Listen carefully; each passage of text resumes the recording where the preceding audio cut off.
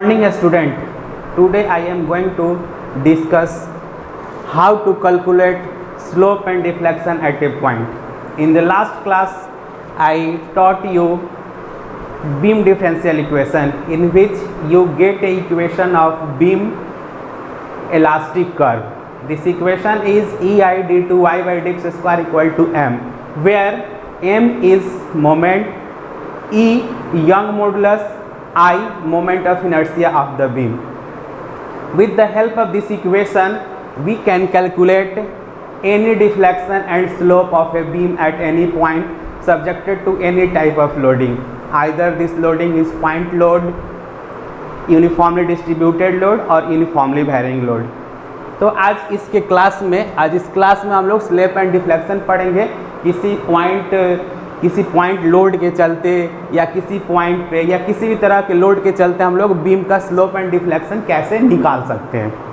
तो देखिए, बीम का स्लोप एंड डिफ्लेक्शन निकालने के लिए नंबर्स ऑफ मेथड्स है, बहुत सारा मेथड्स है, लेकिन जो आपका सिलेबस एसवीटी का डिप्लोमा लेवल पे, वहाँ पे हम लोग को नंबर ऑफ मेथड्स के बारे में नहीं पढ़ना है। हम लोग को केवल वहाँ पे दो कंडीशन में पॉइंट लोड के लिए हम लोग का उसका इक्वेशन क्या होता है ये जानना है, उसका डेरिवेशन भी हम लोग को नहीं पढ़ना है। लेकिन हम आपको बता रहे हैं कि हम लोग का जो 5 मेथड है ये है double integration method, Macaulay's method, moment area method, strain energy method और कंजुगेट बीम मेथड। ये 5 मेथड है। इस 5 मेथड से हम लोग कोई भी कंडीशन है, अगर उस कंडीशन के लिए स्लोप एंड डिफ्लेक्शन का वैल्यू निकालते हैं तो सब इक्वेशन सेम आता है, डिफरेंट नहीं होगा। जो लास्ट में हम लोग का स्लोप होगा किसी भी मेथड से निकालेंगे सेम होगा।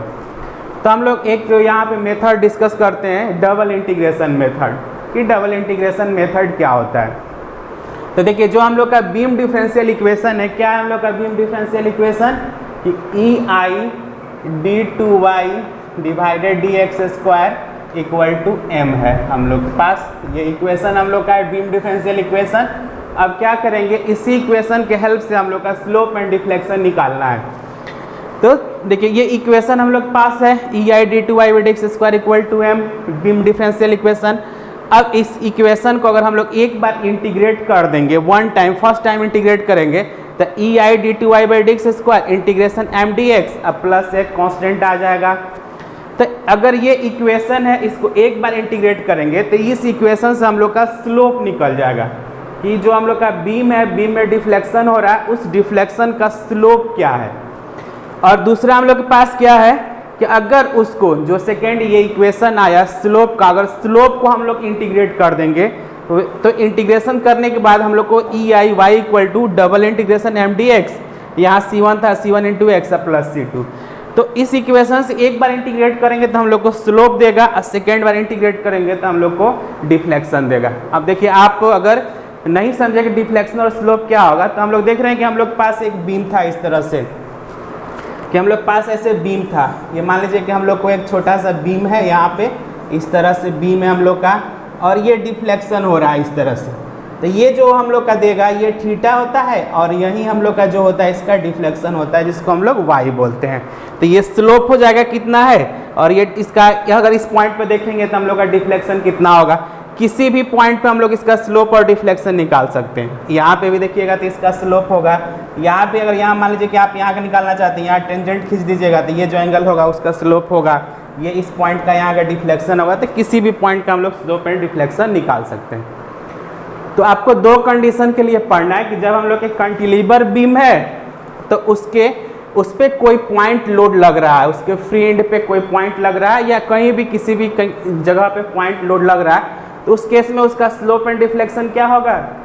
उसके बाद आपका दूसरा जो कंडीशन पढ़ना है वो है कि अगर हम लोग का सिंपली सपोर्टेड बीम है, उसमें अगर पॉइंट लोड लग रहा है तो उसका स्लोप एंड डिफ्लेक्शन क्या होगा। तो आपको दोनों का डेरिवेशन नहीं पढ़ना है, आपको केवल उसका फॉर्मूला जानना है कि उसका इक्वेशन क्या होता है। लेकिन हम आपको एक यहाँ पे हम एक कैंटिलीवर बीम लिए हैं, उसमें हम आपको स्लोप एंड डिफ्लेक्शन निकाल के दिखा रहे हैं। किस मेथड से, तो डबल इंटीग्रेशन मेथड से। तो देखिए, ये कैंटिलीवर बीम है जिसका लेंथ हम लोग का L है, ये बीम होगा, उस बीम का मोमेंट ऑफ इनर्शिया होगा I होगा। इस बीम है तो ये किसी मटेरियल का बना होगा तो उसका ई का वैल्यू, यंग मॉडुलस का भी वैल्यू कुछ होगा, तो ये क्वेश्चन में दिया रहता है। तो ए और बी हम लोग का कंसीडर कर रहे हैं कि ये बीम है, ये का हम लोग का कैंटिलीवर बीम है जिसका लेंथ एल है। यहाँ पे एक पॉइंट लोड डब्लू बीम के फ्री एंड में लग रहा है, जो हम लोग का फ्री एंड है, ये फिक्स्ड एंड है, ये फ्री एंड है, तो फ्री एंड में हम लोग का लोड एक डब्लू लग रहा है। अब ये देखिए ये डब्लू लोड लग रहा है, तो हम कंसिडर कर रहे हैं कि ये एक्स डिस्टेंस पे कोई सेक्शन कंसिडर किए, कि हम लोग एक्स डिस्टेंस पे एक सेंटर सेक्शन कंसिडर कर लिए। तो इस अब क्या करते हैं कि हम लोग इसका मोमेंट निकालना है कि इस लोड के चलते इसमें मोमेंट कितना आ रहा है। तो इस लोड के चलते हम लोग मोमेंट लगाएंगे, तो ये क्या करेगा कि ये इस तरह से घुमाना चाहेगा, ये इस तरह से हम लोग घुमाना चाहेगा, ये एम। और हम लोग मोमेंट क्या जानते हैं क्या होता है कि हम लोग का ये लोड इनटू परपेंडिकुलर डिस्टेंस, तो इसका लोड हो गया डब्लू, परपेंडिकुलर डिस्टेंस हो गया एक्स, तो डब्लू इंटू एक्स इसका हम लोग का मोमेंट हो गया। और आप जानते हैं कि क्लॉकवाइज मोमेंट कैंटिलीवर के केस में अगर हम लोग का मोमेंट क्लॉकवाइज है तो उसके लिए हम लोग निगेटिव आता है, तो यहाँ पे हम लोग को माइनस डब्ल्यू एक्स हो गया इसका मोमेंट। आप इक्वेशन जानते हैं कि E I D two Y by D X square equal to M होता है, और यहाँ से हम लोग का एम पता चल गया है कि माइनस डब्ल्यू एक्स है। अब देखिए इसको क्या किए कि हम लोग इसको एक बार एक्स के रिस्पेक्ट में इंटीग्रेट कर दिए, इंटीग्रेशन किए एक्स के रिस्पेक्ट में, तो E I D two Y by D Y by D X equal to minus X का X square by two plus एक इंटीग्रेशन कांस्टेंट c1। अब देखिए आपको बताए थे यहाँ पे कि अगर इसको एक बार डिफ्रेंशिएट करेंगे तो हम लोग क्या देगा स्लोप।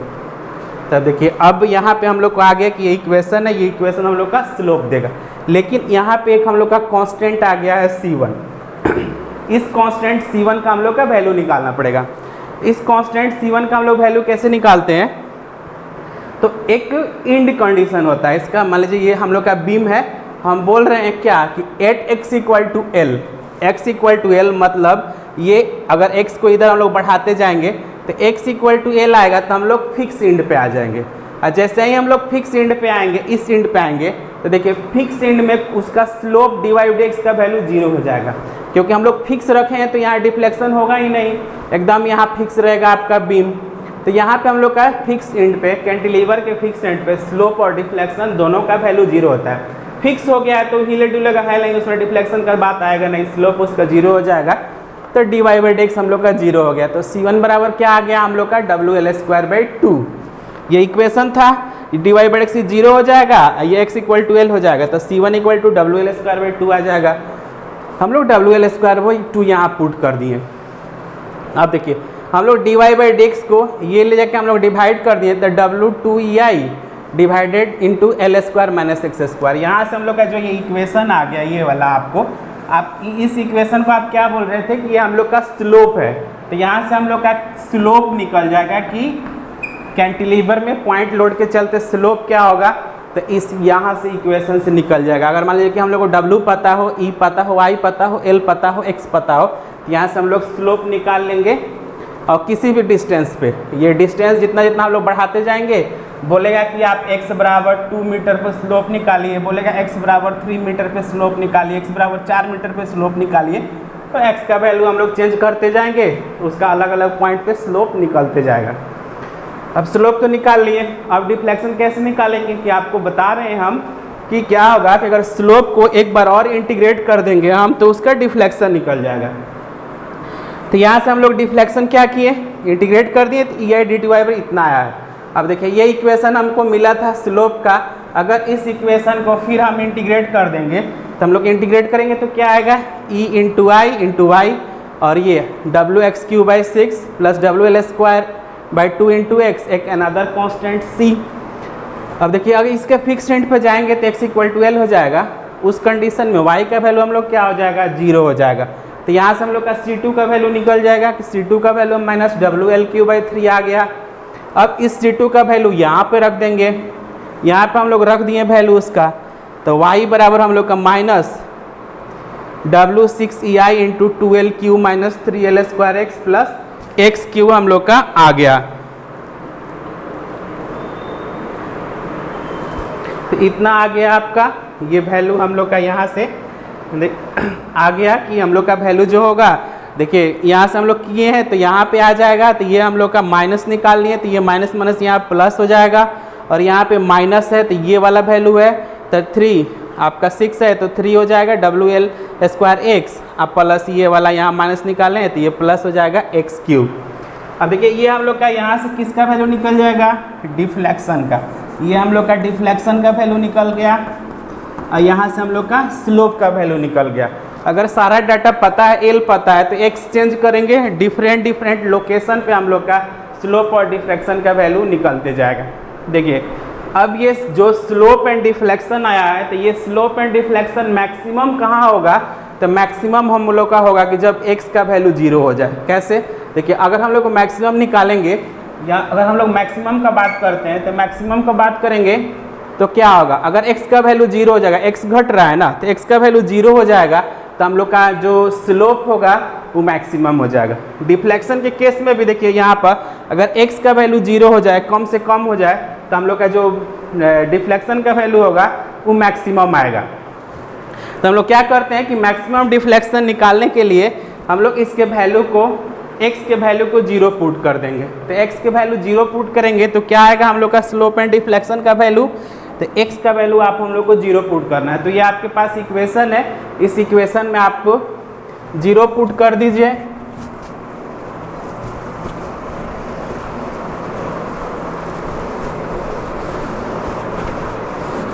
तो देखिए हम लोग के पास इक्वेशन है क्या कि dy/dx इक्वल टू कितना आया है, w डिवाइडेड 2ei इंटू कितना है, l² माइनस x²।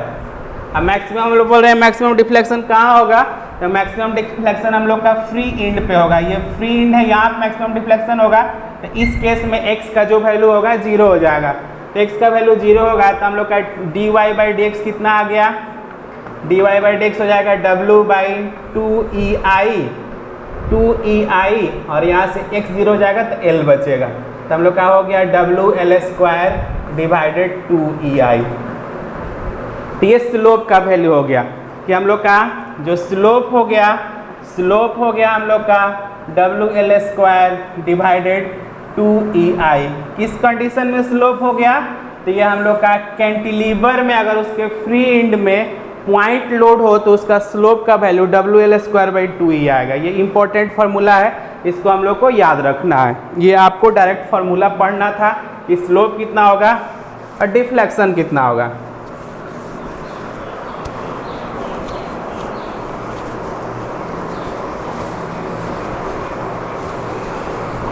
अब देखिए अगर हम लोग अब निकालते हैं कि इसमें इसका डिफ्लेक्शन कितना होगा, तो हम लोग बोल रहे हैं कि इसके फ्री एंड में जो डिफ्लेक्शन होगा मैक्सिमम होगा। तो उस केस में क्या होगा, जब फ्री एंड में डिफ्लेक्शन 0 होगा तो ये हम लोग का इक्वेशन है, तो x बराबर 0 हो जाएगा, ये भी टर्म खत्म हो जाएगा, x बराबर 0, ये दोनों टर्म खत्म हो जाएगा। तो वहाँ से हम लोग का क्या आ जाएगा डिफ्लेक्शन का वैल्यू कि y इक्वल टू माइनस, ये आपका 2 है तो ये कैंसिल हो जाएगा, minus WL³ divided 3ei minus WL³/3ei। तो यहाँ से आपका स्लोप का वैल्यू आ गया WL²/2ei और डिफ्लेक्शन का वैल्यू आ गया माइनस WL³/3ei। तो ये कैंटिलीवर के केस में हम लोग स्लोप एंड डिफ्लेक्शन निकाल लिए किस मेथड से, डबल इंटीग्रेशन मेथड से। इस मेथड में आप देख रहे हैं कि जो हम लोग का बीम डिफरेंशियल इक्वेशन है, उस बीम डिफरेंशियल इक्वेशन को एक बार इंटीग्रेट करेंगे तो हम लोग का स्लोप देगा और सेकेंड बार इंटीग्रेट करेंगे तो हम लोग का डिफ्लेक्शन देगा। तो दोनों कंडीशन में डिफरेंशियल इक्वेशन आ रहा है, उसमें कांस्टेंट आएगा C1 C2। उस C1 C2 कांस्टेंट को हम लोग को जो बाउंड्री कंडीशन है, बाउंड्री कंडीशन क्या है कि जब x बराबर L होगा तो उसका dy/dx 0 होगा, और दूसरा कंडीशन क्या है कि x बराबर L होगा तो y का वैल्यू 0 होगा। तो हम लोग ये किसी भी जगह पे एक जनरल इक्वेशन आ गया कि स्लोप का इक्वेशन ये, डिफ्लेक्शन का इक्वेशन ये। हम लोग को मैक्सिमम डिफ्लेक्शन कहाँ मिलेगा, तो मैक्सिमम डिफ्लेक्शन हम लोग उसके फ्री एंड में मिलेगा, और फ्री एंड में हम लोग क्या होगा कि x बराबर 0 हो जाएगा, तो स्लोप और डिफ्लेक्शन के इक्वेशन में x बराबर 0 पुट कर देंगे तो हम लोग का मैक्सिमम डिफ्लेक्शन का वैल्यू और मैक्सिमम स्लोप का वैल्यू निकल जाएगा। तो हम लोग को स्लोप इतना आ जाएगा डिफ्लेक्शन इतना आ जाएगा। किस केस में? कैंटिलीवर के केस में, जब पॉइंट लोड लगे।